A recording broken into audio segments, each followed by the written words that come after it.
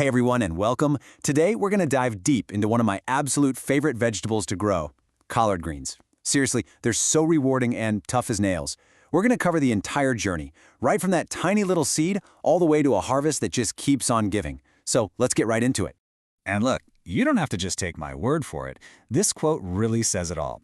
Honestly, when I first started growing them, I kind of expected them to be, tough or bitter. But oh man, was I wrong. Homegrown collards have this amazing, sweet, delicate flavor. It will totally change your mind about this green. It's not just some boring side dish, it's the star of the show. Okay, so let's properly introduce the hero of our story today. I want you to think about the collard green, not just as, some plant, but as a new character you're bringing into your garden's little ecosystem. So, what is a collard green really? Well, it's part of that famous Brassica family. Think of it as a cousin to broccoli, kale, and cabbage. But here's the key difference, and this is super important. Collards are a loose leaf green. They don't form that tight little head like cabbage does.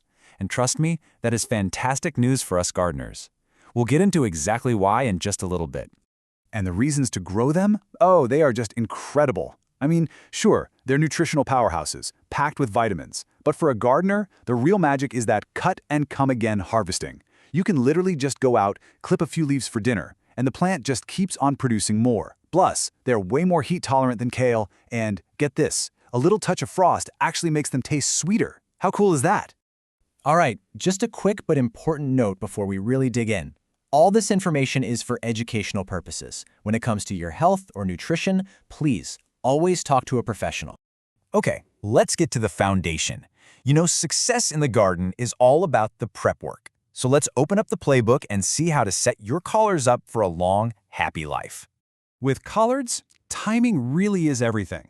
They're a cool season crop. So for a spring harvest, you're going to want to start those seeds indoors while it's still pretty chilly outside. But the real magic, in my opinion, happens with the fall crop. If you plant in late summer, the plants get to mature as the weather cools down, and that's what gives you those incredibly sweet leaves we were just talking about. Now this is a big question every gardener has to ask themselves, especially if you're working with a smaller space. To crowd or not to crowd? Should you pack them in or give them plenty of room to breathe? So let's break this down. You've got two main options. Crowd growing is exactly what it sounds like, planting things a bit closer together.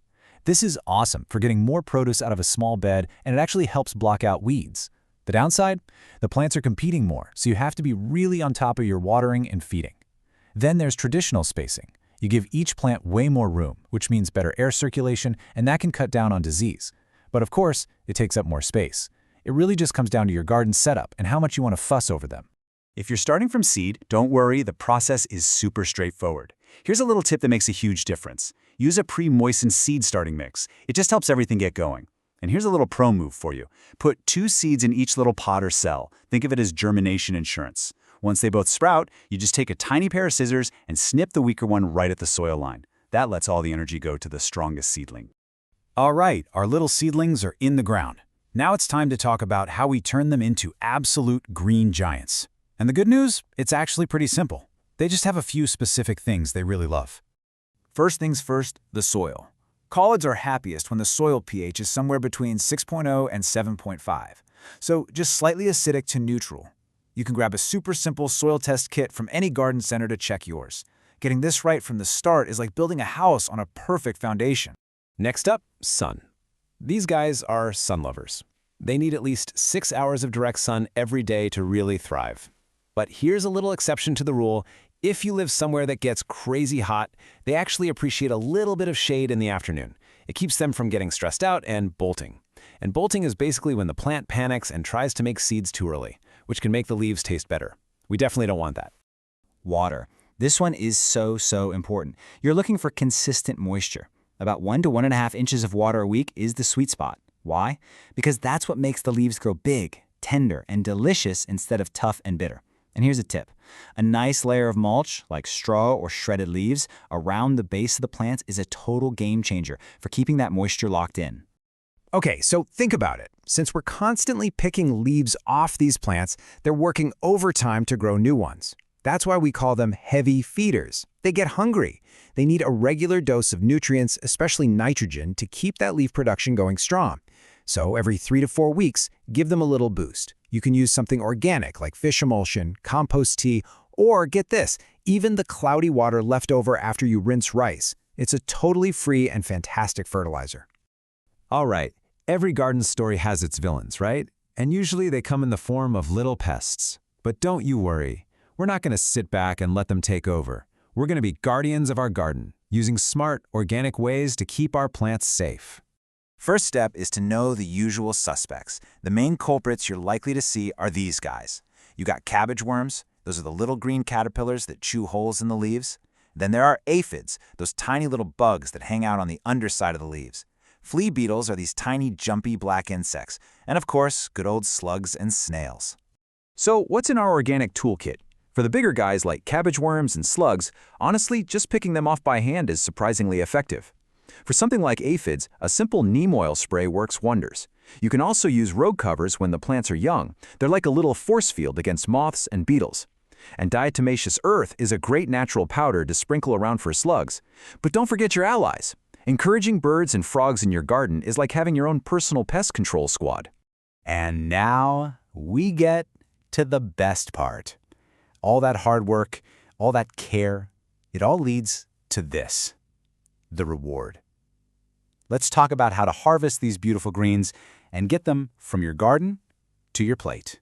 Harvesting couldn't be easier, and this is where that loose leaf thing is so amazing. You don't pull up the whole plant. You just go to the bottom and snap off the biggest, oldest leaves from the outside. That's that cut and come again method we talked about.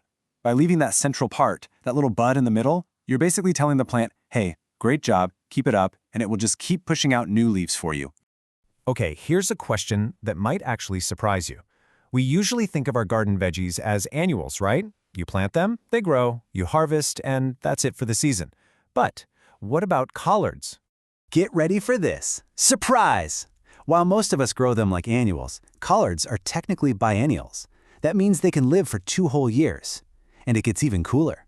There are some special varieties called tree collards that are actual perennials.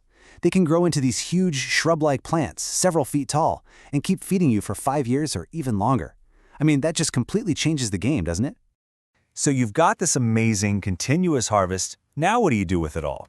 Well, the options are pretty much endless. They're an amazing, nutrient-packed alternative to spinach or kale in a green smoothie. A simple sauté with garlic and oil. It's a classic for a reason. You can chop them up and throw them into any soup or stew, use one of the giant leaves as a low-carb wrap, or even blend them up into a totally unique and zesty pesto. They are just so versatile. And that really brings us to the final idea I want to leave you with. So often, we think about gardening in these short, seasonal bursts, but collards, they invite us to think bigger. You've just learned how to grow a plant that doesn't just feed you for a season. This is a plant that could keep feeding you for years to come. Now that is what gardening is all about. Thanks so much for joining me.